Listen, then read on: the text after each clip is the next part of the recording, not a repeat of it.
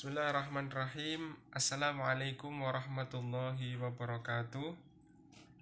Alhamdulillah, pada kesempatan kali ini kami dari kelompok 9 kelas 7 PAID mahasiswa IAIN Purwokerto yang sekarang menjadi UIN Saizu yang beranggotakan pertama Islauddin Maghribi dengan NIM 1817402 yang kedua yakni Mbak Istirofikoh NIM 1817402 yang ketiga Mbak Hikmatul Hanifah dengan NIM 1817402 dan yang terakhir atau yang keempat itu ada Mbak Kholiyah dengan NIM 1817402 Nah, kami di sini akan menyampaikan hasil diskusi dengan file presentasi dengan mata kuliah pengenalan agama-agama dan yang dibahas adalah agama Konghucu. Baik, langsung saja. Untuk materi yang pertama akan dibahas saya sendiri, Islauddin. Ya, untuk sejarah agama Konghucu di dunia.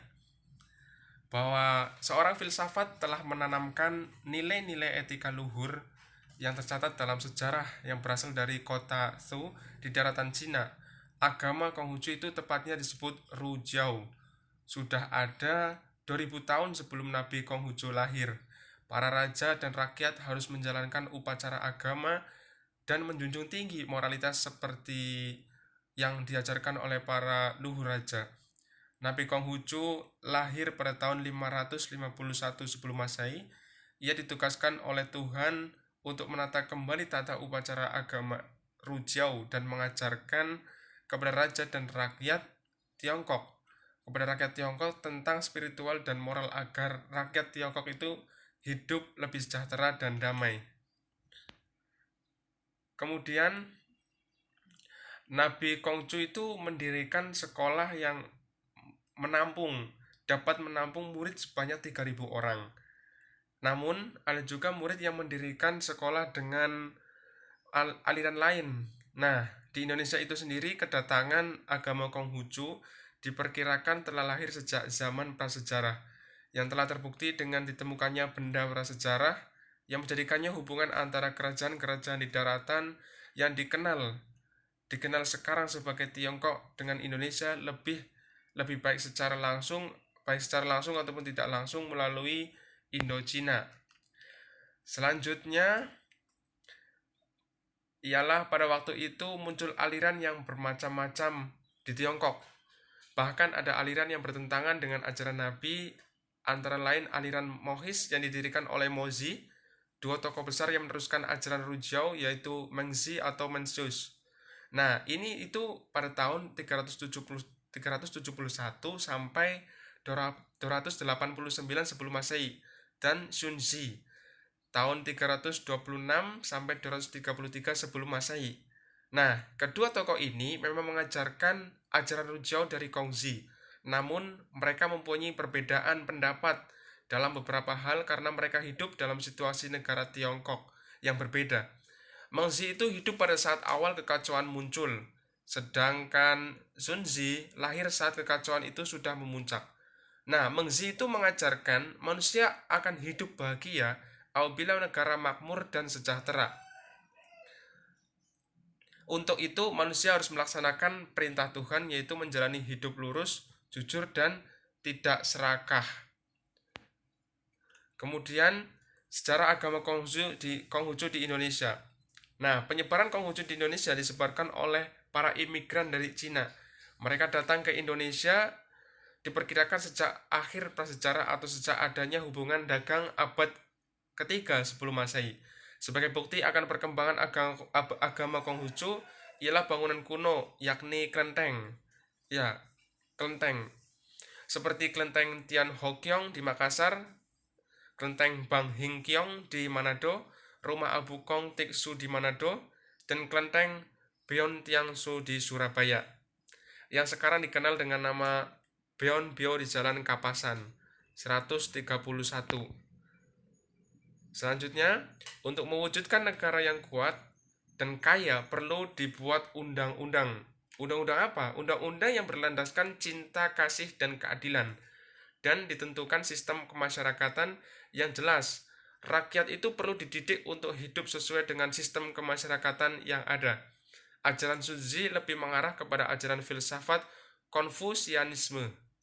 Sejak awal dinasti Han, ajaran Rujiao juga diserap oleh bangsa Jepang, bangsa Korea, dan bangsa Vietnam sampai dengan sekarang. Nah, masa reformasi membuat keberanian umat Konghucu untuk membangun diri.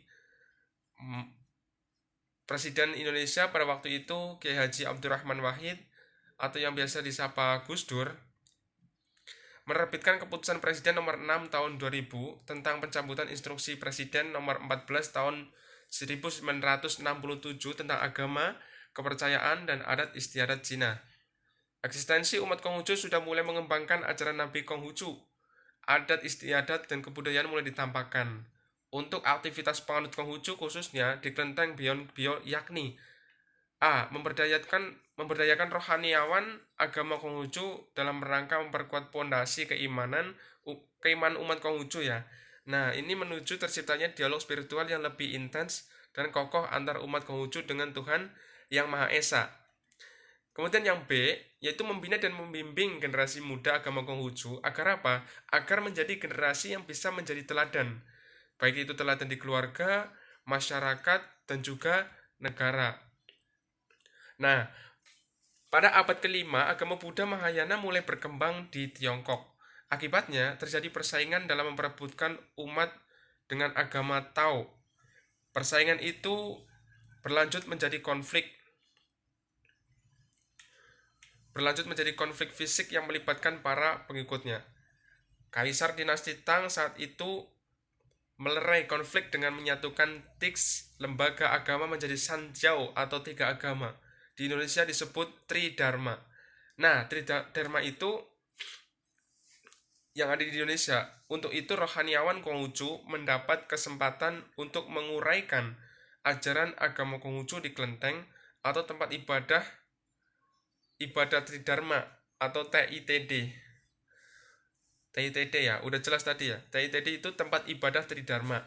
Nah, kemudian hari-hari besar agama Konghucu dirayakan bersama di TITD maupun di Konghucu Bio dan juga di rumah-rumah penduduk. Berikutnya, Konghucu termasuk Tridharma pada hari-hari menjelang tanggal 15 bulan 1 dilakukan berbagai kegiatan upacara keagamaan. Namun, masih banyak orang Tionghoa yang sudah tidak memeluk agama Konghucu atau Tridharma masih merayakan hari Shinja itu sebagai tradisi menyambut musim semi. Sayangnya di Indonesia tidak ada musim semi. Yang terakhir adalah sejarah agama Konghucu di Kabupaten Banyumas, khususnya Purwokerto. Nah, di Kabupaten Banyumas ini telah diresmikannya Stikin. Apa itu Stikin? Stikin itu sekolah tinggi Konghucu Indonesia ya. Iya, pasti udah pada tahu. Stikin itu yang pertama di Indonesia dan peresmiannya itu di Jalan Sunan Bonang, Dukuwalu, berarti dekat dengan UMP Purwokerto. Nantinya Stikin tersebut bakal diisi dengan angkatan pertama itu sebanyak 38 mahasiswa. Namun, sejumlah pihak datang dan menghadiri peresmian tersebut secara langsung. Beberapa pejabat juga menghadirinya secara online seperti Sekretaris Jenderal Kemenak Profesor Dr. Haji Nizar Ali dan Kepala Kanwil Agama Jawa Tengah Haji Musta'in Ahmad SHMH. Pendirian Stikin Purwokerto mengacu pada kebutuhan guru. Guru itu guru agama Konghucu ya, yang saat ini masih sangat kurang. Nah, di masa yang akan datang, Stikin dituntut menjadi perguruan tinggi yang berkualitas sehingga dapat sejajar dengan perguruan tinggi agama lain. Nah, komunitas Tionghoa dan segala bentuk ekspresi budaya dan kiprah ekonominya dapat ditemukan di Jawa Tengah secara umum, termasuk juga di wilayah Banyumas dengan kotanya Purwokerto. Begitu pula di wilayah kota Purwokerto sendiri, komunitas Tionghoa merata di setiap kecamatan, baik itu kecamatan Purwokerto Timur, Purwokerto Selatan, Purwokerto Utara, dan juga Purwokerto Barat. Demikian halnya juga di Kecamatan Aji Barang, Kecamatan Sokaraja, Kecamatan Banyumas, Kecamatan Cilongok, dan beberapa kecamatan lain. Yang terakhir yakni umat Konghucu itu terkonsentrasi di Klenteng Hok Tek Bio yang terletak di Kecamatan Purwokerto Timur. Kelenteng ini cukup mudah ditemukan karena memang lokasinya itu berada di seberang Pasar Wage, pasar yang cukup terkenal di kota Purwokerto. Tokoh Konghucu Banyumas seperti Pak Hartono dan juga Sun Eng menceritakan kegiatan pertemuan antar umat Konghucu di wilayah Banyumas di era Orde Baru. Mereka lebih sering berkomunikasi dan juga mengadakan pertemuan dengan umat Konghucu seluruh wilayah Priangan Timur. Mereka itu sering berkunjung ke Ciamis, Tasikmalaya, maupun kota-kota lain yang berdekatan untuk membicarakan pembinaan umat Konghucu. Ya, mungkin itu yang dapat saya sampaikan. Silakan dilanjut pemateri berikutnya. Terima kasih. Baik, perkenalkan, nama saya Kholia dari kelompok 9 akan melanjutkan presentasi mengenai populasi dan potret agama Konghucu di dunia, Indonesia, Cina, dan Kabupaten Banyumas. Yang pertama yaitu mengenai populasi dan potret agama Konghucu di dunia. Agama Konghucu menjadi salah satu agama dari 6 agama yang disetujui di dunia. Meski agama ini tak sebesar agama lainnya, agama Konghucu mampu menyebar ke seluruh belahan dunia. Hal ini dapat dilihat dari Kongres Konghucu ketiga yang diadakan tanggal 17 sampai 18 Oktober 2017 di Bandengan, Jakarta Utara. Dalam kongres tersebut diikuti oleh sekitar 19 negara, di antaranya ada Amerika Serikat, Kosta Rika, Australia, Inggris, Italia, Jerman, Mesir, Tiongkok, Hong Kong, Taiwan, Jepang, Korea Selatan, Singapura, Malaysia, Brunei Darussalam, dan tentunya ada Indonesia. Dalam pertemuan tersebut diikuti oleh para ahli agama Konghucu di setiap negara untuk membahas tema kesejahteraan dan perdamaian. Nah, tampaknya dari adanya kongres tersebut bahwa populasi agama Konghucu di dunia masih ada banyak ya. Yang selanjutnya yaitu populasi agama Konghucu di Cina. Nah, agama Konghucu berasal dari Cina atau Tiongkok, di mana tempat asal mula agama tersebut itu lahir. Sekitar 60% dari populasi penduduk Tiongkok memeluk agama Konghucu. Agama Konghucu ini atau Rujio pernah menjadi agama negara pada masa kekuasaan dinasti Han tahun 207 sebelum Masehi sampai kekuasaan Republik Tiongkok tahun 1911. Ajaran Konghucu disebarkan kepada rakyat Tiongkok dan bangsa Tionghoa terutama melalui mata pelajaran wajib yang diajarkan dalam sekolah, sehingga terdapat lembaga pendidikan khusus yang dipimpin oleh kaisar yang dianggap sebagai anak Tuhan atau Tianzi. Selanjutnya yaitu populasi dan potret agama Konghucu di Indonesia. Agama Konghucu di Indonesia menjadi agama minoritas yang masih tampak wujudnya ya. Hal ini dapat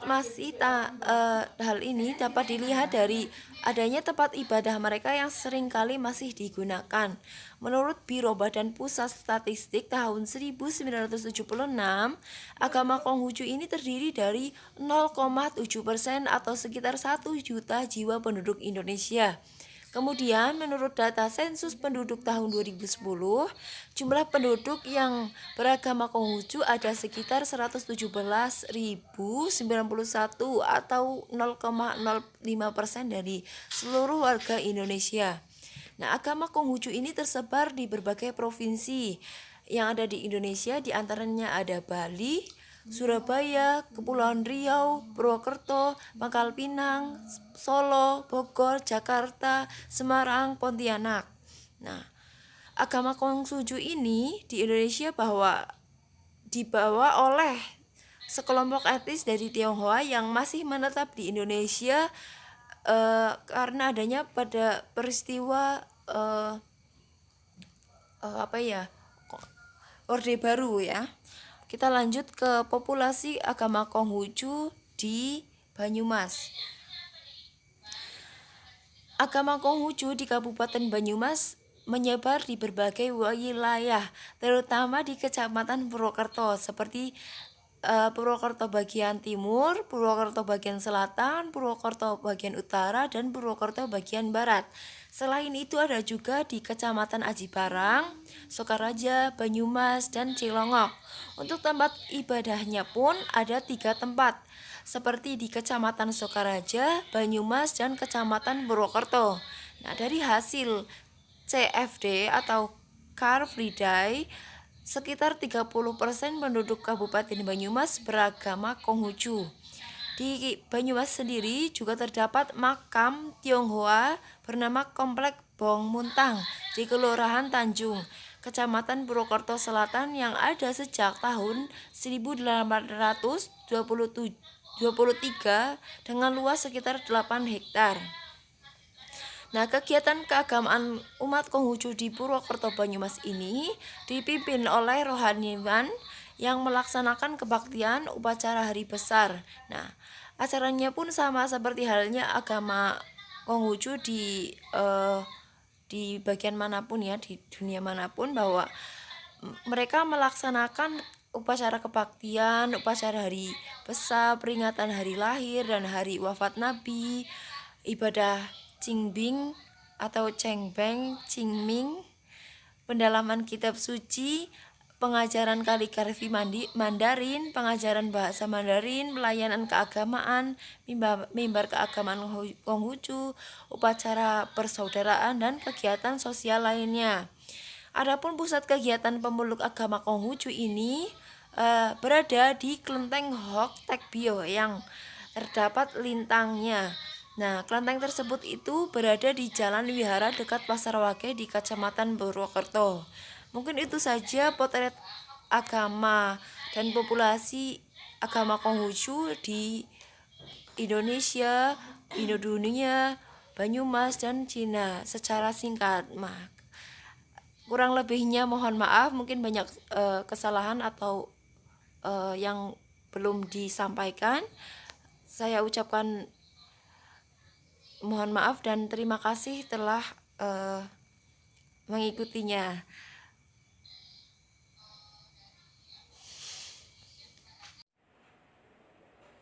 Saya Istirofiko akan melanjutkan presentasi yaitu tentang ajaran hari besar dan ritual ibadah agama Konghucu. Yang pertama ada pokok ajaran agama Konghucu. Agama Konghucu sendiri itu meyakini bahwasanya Tuhan itu ada satu, yang keberadaannya itu tidak bisa terdengar, tidak bisa berbau, tetapi bisa dirasakan. Kemudian dalam firman Tuhan itu terdapat sifat-sifat Tuhan, diantaranya ada Yuan mengandung makna hari besar, maha mulia, maha esa, dan maha sempurna, yang menjadikan sifat Khalik, di mana sifat ini diturunkan kepada manusia, artinya juga ada pada diri manusia. Kemudian sifat yang kedua yaitu ada Hyung, menjadi Ren, yaitu ajaran cinta kasih mengandung makna maha menembusi, maha menjalin, maha meliputi, yang menjadikan sifat Akbar. Kemudian sifat yang ketiga yaitu Li, mengandung makna maha pemberkah, maha pengasih, dan menjadikan sifat rahmat. Kemudian sifat yang keempat yaitu Zeng, sifat kebenaran, mengandung makna maha besar, maha abadi hukumnya, maha bijak, yang menjadikannya kekal. Kemudian yang kedua yaitu ada hari besar agama Konghucu. Berikut merupakan agama besar Konghucu. Yang pertama itu tahun baru Imlek. Perayaannya itu pada tanggal 1 bulan 1 tahun berjalan, dirayakan setiap 1 Ciague. Kemudian yang kedua yaitu ada Cap Gomeh, perayaan yang dilakukan oleh umat Konghucu sebagai bentuk rasa terima kasih kepada Tuhan atas segala rahmat yang diberikan, yaitu dirayakan setiap tanggal 15 Gue. Kemudian yang ketiga ada Tuan Yang, perayaan di mana matahari, bumi, dan bulan itu membentuk sudut 900, dirayakan pada tanggal 5 bulan 5 dalam penanggalan Imlek. Kemudian yang terakhir yaitu ada Hari Tangcik, sembahyang puncak pada musim dingin yang dilaksanakan pada tanggal 22 Desember atau 21 Desember. Selanjutnya yaitu ada ritual agama Konghucu. Bahwasanya ibadah agama Konghucu sendiri itu dinamakan dengan sembahyang. Sembahyang yang dilakukan oleh pemeluk Konghucu sebagian besar itu melibatkan peralatan terutama dupa, dan jumlah dupa sendiri itu menentukan tujuan atau makna tersendiri. Jika satu dupa, maka persembahan untuk Tian yang maha besar, Huang Tian, kemudian 2 dupa itu untuk keseimbangan yin dan yang. Kemudian 3 dupa adalah pelambang persembahan Tian Diren, yaitu untuk Tuhan, alam, dan manusia. Nah, sepanjang tahun setidaknya itu ada 4 kali sembahyang khususnya kepada Tuhan. Yang pertama yaitu pada musim semi, yaitu tanggal 8 bulan 11 tahun Imlek. Kemudian yang kedua yaitu pada musim gugur. Saat tersebut diyakini kondisi alam itu paling harmonis, yaitu tanggal 15 bulan 8 tahun Imlek. Kemudian yang ketiga yaitu musim dingin, yaitu pada tanggal 22 Desember. Berikutnya pada Qingming. Qingming itu sembahyang kubur pada bulan 4 tanggal 5 Masehi.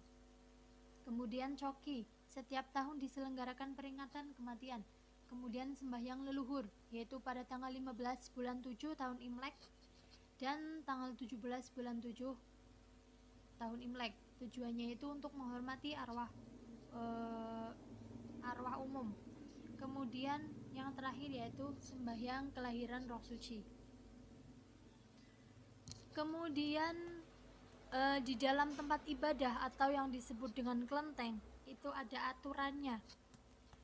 Maka terlebih dahulu itu melakukan sembahyang di altar luar, baru kemudian masuk dan beribadah untuk para nabi dan arwah leluhur yang suci di altar dalam. Nah, berikut merupakan proses peribadatan umat Konghucu. Yang pertama yaitu terlebih dahulu menyalakan lilin di tempat berdoa untuk altar. Kemudian membuka hio atau dupa sebanyak 3 atau 9 yang melambangkan Tuhan. Kemudian yang ketiga yaitu meletakkan hio atau dupa itu di yaulu atau tempat peletakan dupa. Dupa pertama itu diletakkan di tengah, kemudian hio kedua atau dupa kedua itu diletakkan di sebelah kanan, dan hio ketiga itu diletakkan di sebelah kiri. Kemudian proses yang terakhir yaitu berdoa dengan sikap patik, yaitu dengan cara tangan kanan dikepalkan atau ditutup dengan tangan kiri, atau bisa juga dengan cara tangan tetap membuka. Terima kasih. Kemudian struktur kepemimpinan dan organisasi keagamaan Konghucu. Struktur organisasi kepemimpinan agama Konghucu pada zaman Orde Lama itu sudah berdiri Majelis Tinggi Keagamaan Konghucu Indonesia atau yang disebut Matakin. Majelis tersebut yaitu sebagai organisasi yang menjadikan sebagai tempat berkembangnya agama Konghucu di Indonesia. Organisasi Matakin tersebut berdiri sejak tahun 1955. Kemudian seiring berjalannya waktu di zaman Orde Baru, keberadaan umat agama Konghucu sedikit atau kurang mendapatkan tempat di negeri ini. Sebagai contoh yaitu dalam mendapatkan hak-hak sipil, mereka selalu mendapatkan perlakuan dengan mengikuti aturan-aturan pada agama yang mereka bernaung di dalamnya. Kemudian selanjutnya, secara perlahan pergantian presiden, umat Konghucu dapat memiliki hak yang sama dengan agama lain di Indonesia. Setelah Orde Baru, pemeluk kepercayaan tradisional Tionghoa mulai bisa memiliki kembali pengakuan atas identitas mereka sejak masa kepemimpinan Presiden Kiai Haji Abdurrahman Wahid, yaitu dengan berdasarkan undang-undang yang dimaksud menyatakan agama yang banyak pemeluknya di Indonesia yaitu agama Islam, Kristen, Katolik, Hindu, Buddha, dan Konghucu. Kemudian Presiden mengeluarkan keputusan Presiden nomor 6 tahun 2000 tentang pencabutan Inpres nomor 14 tahun 1967, yaitu mengenai larangan terhadap agama, kepercayaan, adat, dan istiadat, serta hal-hal yang berbau Cina secara terbuka di muka umum. Seiring dengan waktu, umat agama Konghucu tersebut mulai dapat membuka diri di masyarakat dan dapat berinteraksi. Kemudian setelah berkembangnya pelayanan diberikan, termasuk hak sipil dikembalikan, terdapat kabar yang kurang enak menyangkut kekompakan umat Konghucu di Purwokerto yang selama ini memuat dalam satu wadah Majelis Agama Konghucu Makin untuk tingkat lokal dan Majelis Tinggi Agama Konghucu Matakin untuk tingkat nasional. Jadi permasalahan menyangkut antar pribadi tokoh khususnya di Banyumas, masalah organisasi yang tidak terselesaikan hingga kekecewaan para generasi tua umat Konghucu. Mengenai masalah tersebut, yaitu adanya ketidakharmonisan antar tokoh ini, munculnya pengaruh pada organisasi Makin Banyumas dan juga pengelolaan Gedung Harmoni. Permasalahan tersebut yaitu terkait tanah bukan atas nama pribadi. Selama ini status tanah dan Gedung Harmoni masih diatasnamakan pribadi. Belajar dari pengalaman tersebut, banyak kasus nama pribadi, kemudian keturunannya menuntut menjadi hak pribadi. Maka dari situlah dibentuklah yayasan dengan nama Yayasan Makin Banyumas. Mungkin sekian penjelasan dari saya. Terima kasih.